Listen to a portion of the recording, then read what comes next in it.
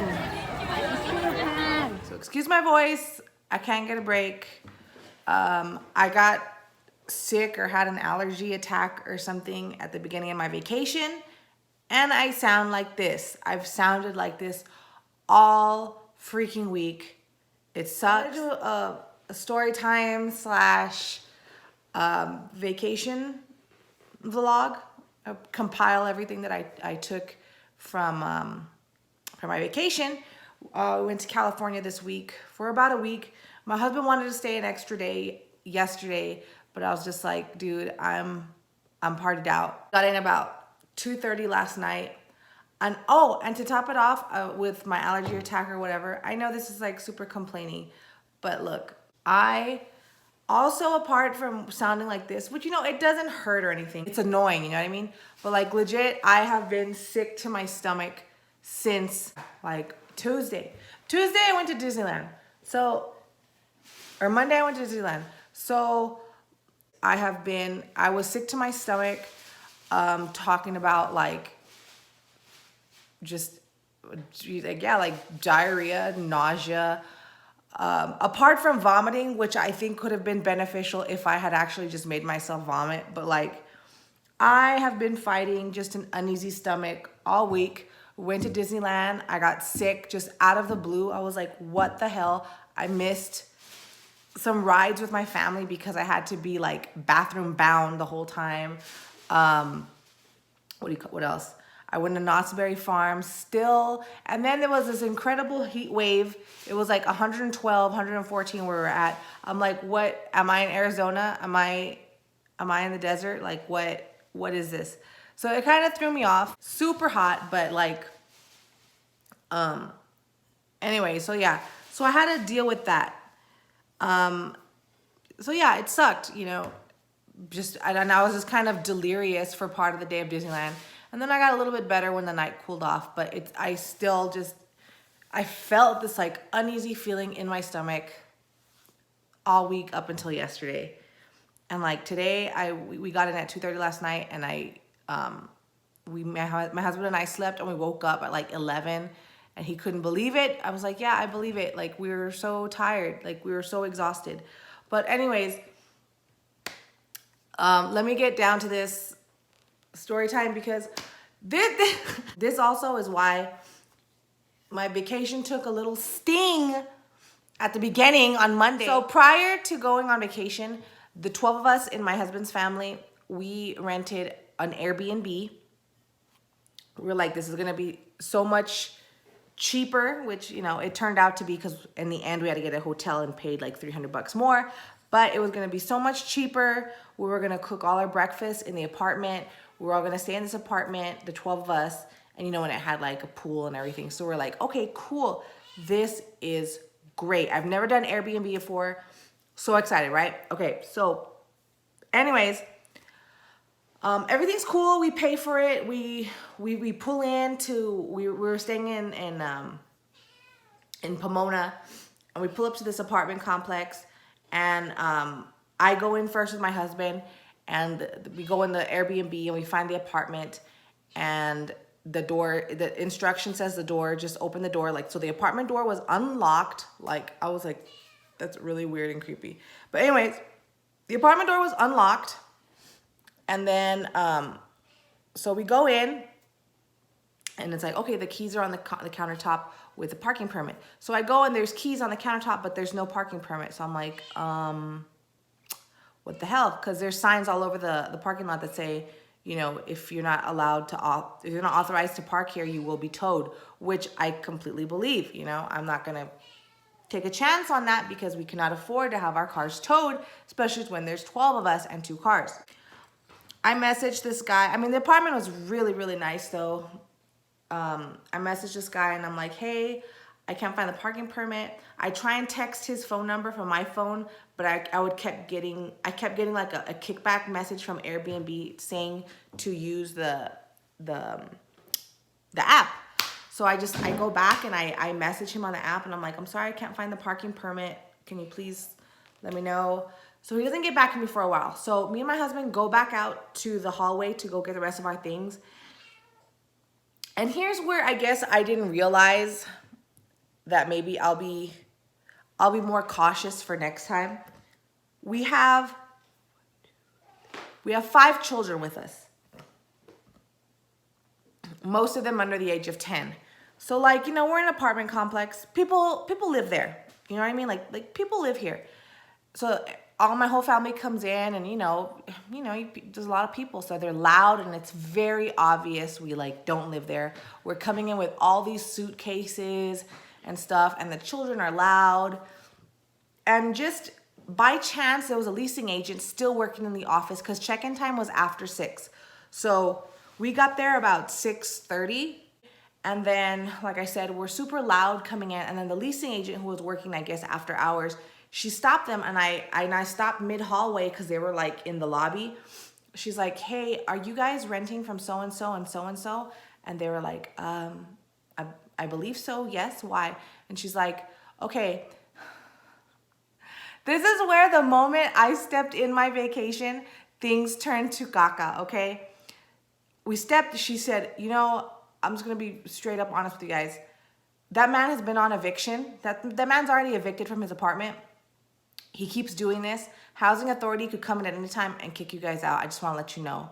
So like, we're completely dumbfounded. We drove like a long ways to get here to find out that this guy is subletting an apartment that he doesn't even own.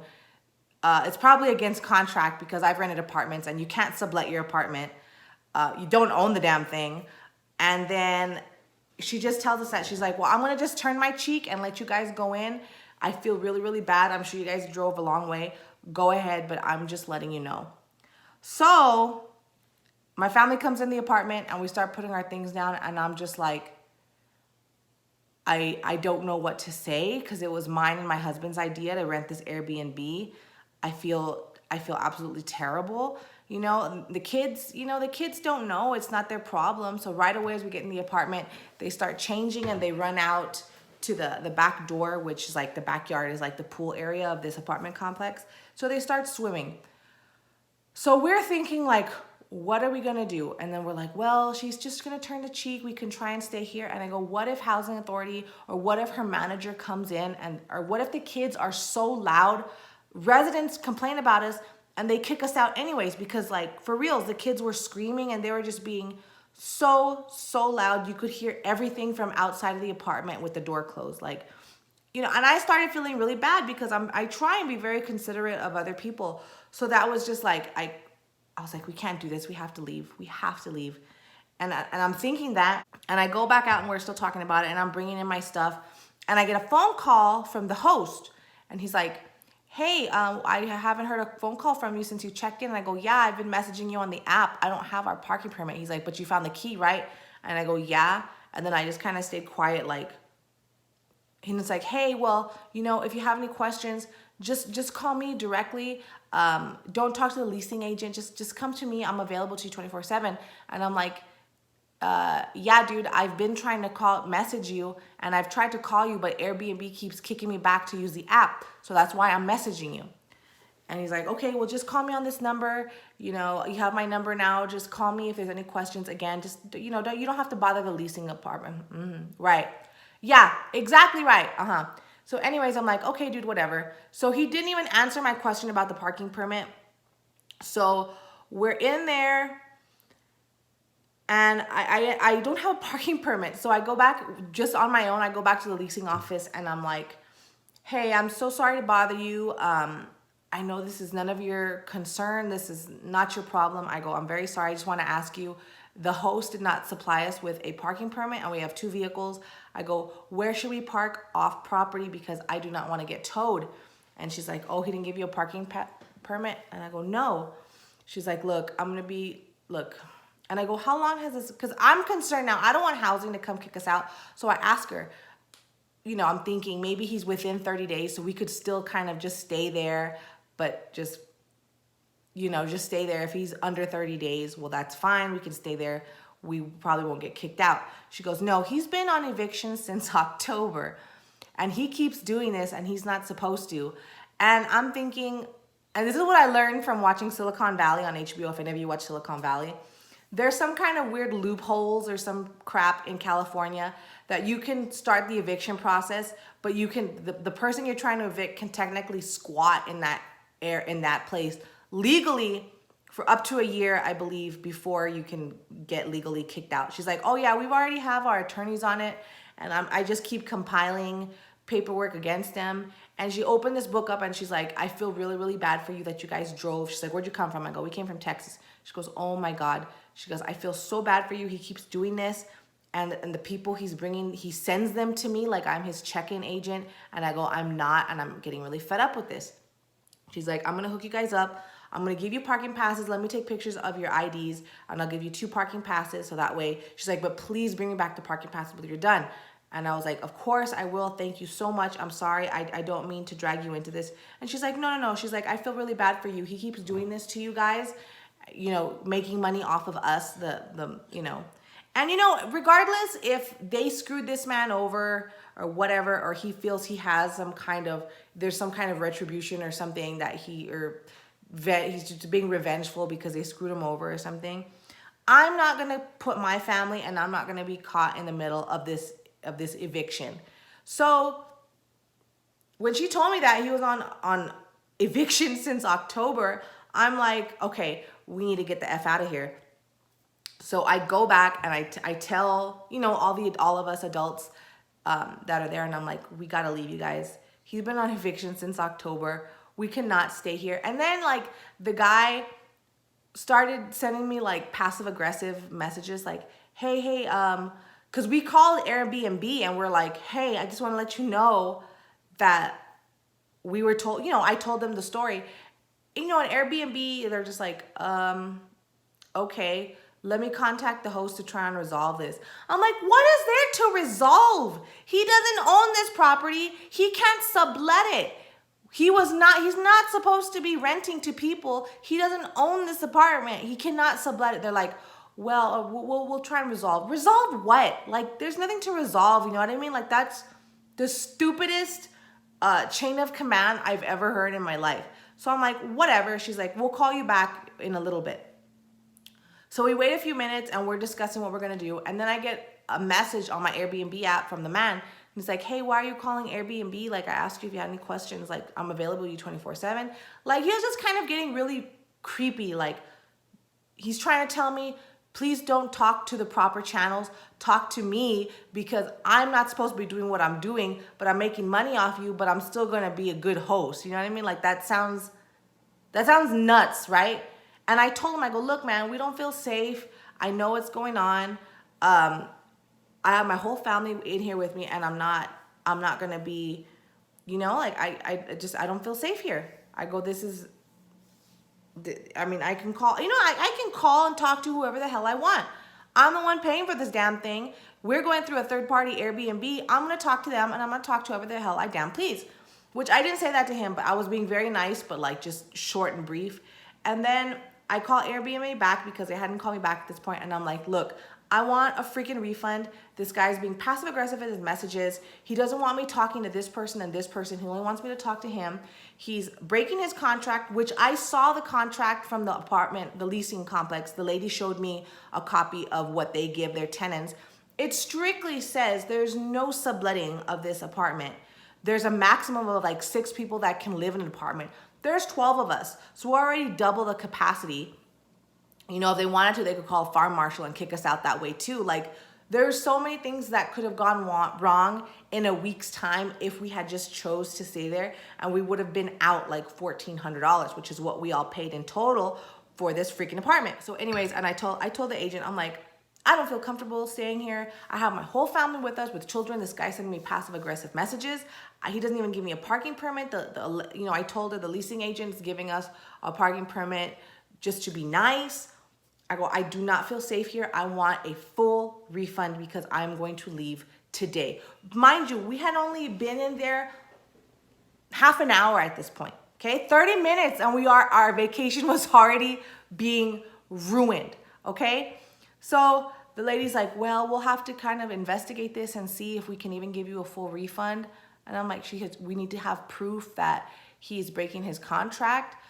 So like, I'm like, what proof do you want? She's like, well, we need a picture of the leasing agreement or whatever. I'm like, oh my God, now I got to go bother this nice lady in the office again. So there I go. I'm already pissed. Okay, I'm pissed off. I go to the lady and I'm like, I'm so sorry to bother you again. Airbnb would like to see a copy of the leasing agreement so they could see that he's, in violation, so that way they can give me a full refund. And she's like, okay, let me show you. So she pulls it out. She circles everything. I take a picture of her business card so that, that matches the address of where we're staying. And it's real convenient through Airbnb because it's like a cell phone service. Like you could just text it through the phone, like the way you text it through your phone now. So I sent a snapshot of the leasing agreements, and she circled everything that he was in violation of. I sent them a picture of the business card, and they said, okay, this is sufficient enough. We'll go ahead and process your refund. So they processed the refund. I thanked the leasing agent. I was like, thank you so much. I ran right back to the apartment and I was like, we need to, because the lady said, as soon as we process the refund, you all understand you need to vacate immediately. And I said, absolutely. I go, let me know when. I'm ready to go. She's like, you have to vacate now. And I said, okay. So I went back to the apartment and I was like, we need to leave now. I already processed the refund. We need to get the heck out of here. So they called in the children. Everybody started picking up their stuff and we were just trying to hurry to get out of this apartment, because I don't know if this guy lives there or if he lives somewhere else. And he, you never know, they might have a second key and they come in. And at this point, I was weirded out. It wasn't a nice experience anymore. I was pissed off and I was kind of like paranoid, you know what I mean? Especially since this guy didn't want me talking to the leasing agent or Airbnb, and he already knew that I had spoken to both, because the leasing agent had called him right when we got there, and she's like, your guests are here.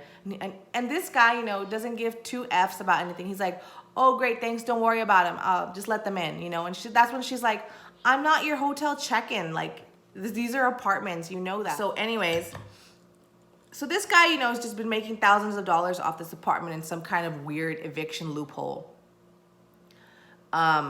So he had done this many times before. I saw the stack of evidence she had been compiling against this guy. He's had many guests every week from different parts of the country. It's a trip. Like, I was just like, why does this have to happen to me? So anyways, as we got out, I felt bad this lady had been putting up with this guy's antics for so long. So instead of leaving the key on the counter, I gave her back the parking permits and the apartment key. So I was just like, I blocked his number immediately, except on the Airbnb, like, it's weird. You can't really block someone. You have to like report them. But I was just like, I guess technically I already reported him, showing them the proof that he's violating his apartment contract. I'm sure he got the notice that the reservation was canceled. So he's like, hey, have you guys already left the apartment? And I didn't want to answer him at first. He's like, but I just need to know so I could send my cleaning lady in there. And I was like, yeah, we already vacated. Thank you. And then he sent me a message. Did you leave the key and the parking permits on the counter? Like, dude, you didn't even give me parking permits to begin with. Like, he wants me to like leave them there for the next guest so he could do this again. It's like, no, the parking permits don't fucking belong to you. They belong to the lady that gave them to me. So I gave her back the key.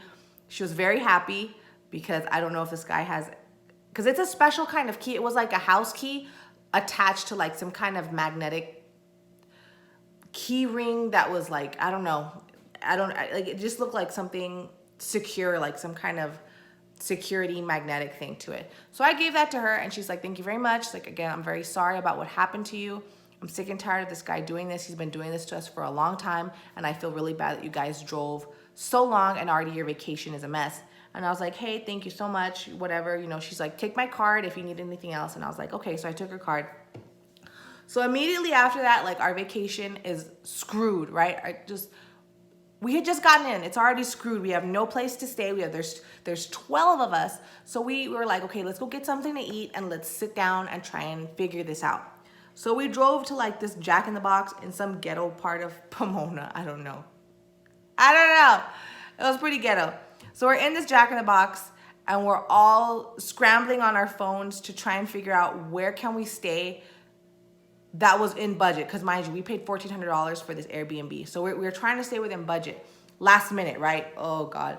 So like, we're looking at hotels, $2,000, $2,300, $2,100, like completely over budget. And we're like, oh my God.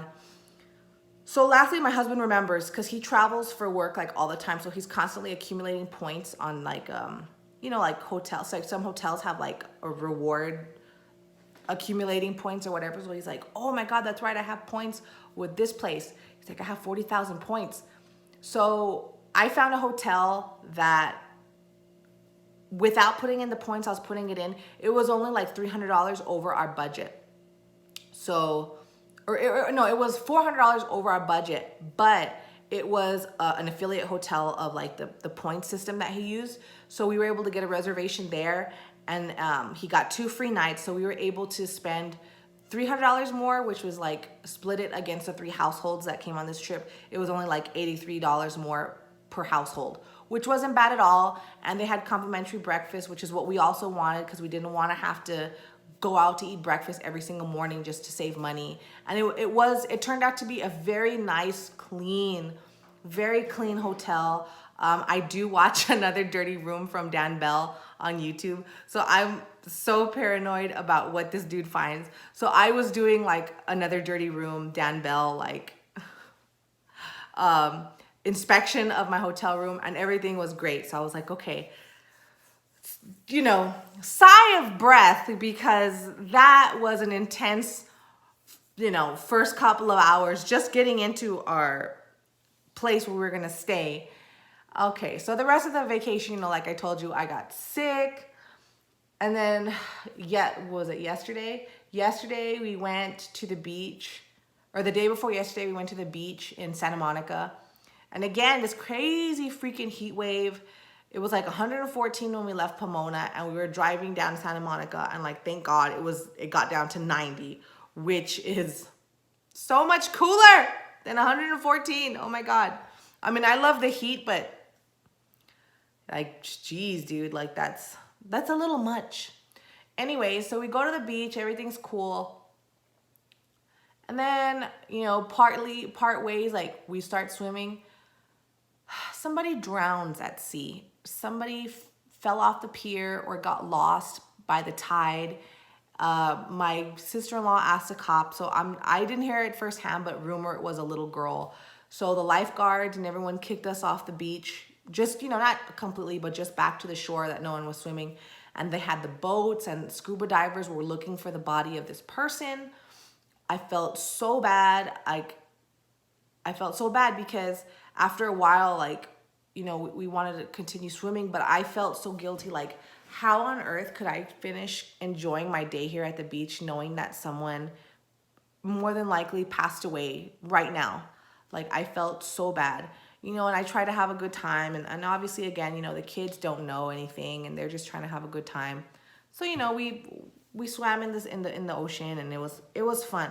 But I still feel guilty that I was having a good time while someone was grieving the loss of someone else. So it's just like this vacation, it was fun, but it was kind of crazy. And just the thing with the Airbnb, and then that happening, and then me being sick. Oh, my son got sick too that day at Disneyland. He was like throwing up too. So I don't know what the heck happened, but like it was a nice vacation, but just crazy things kind of continued to happen as I say. So my husband, like I said, he wanted to stay another extra day, and I was like, I ain't waiting to see what else happens to us. And I'm freaking tired. I'm tired of spending money, as crazy as that sounds. Like, I just want to come home. And, you know, because you're on vacation, like, you don't sleep in. You wake up early every day. You come home to the hotel late every day, and you wake up early because you have to be at Disneyland at 8 o'clock. You have to leave your hotel at 6:30 to get there before 8 o'clock to get like, you know, like, I'm severely sleep deprived. I woke up today and I still feel so sleep deprived. And my husband went out today, and I'm just like, I'm staying here and doing laundry. Like, I'm being a straight up bum. Like, I have my coffee. It's like 1 in the afternoon. It feels like 8 in the morning to me. I'm so tired, but we had a good time.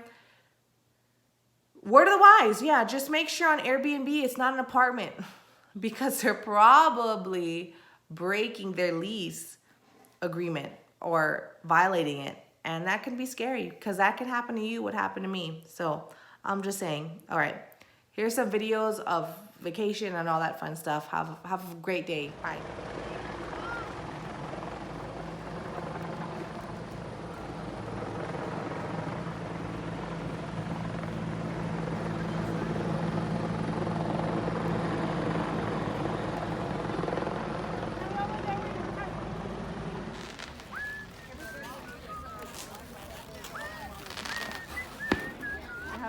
the official one yet, have they?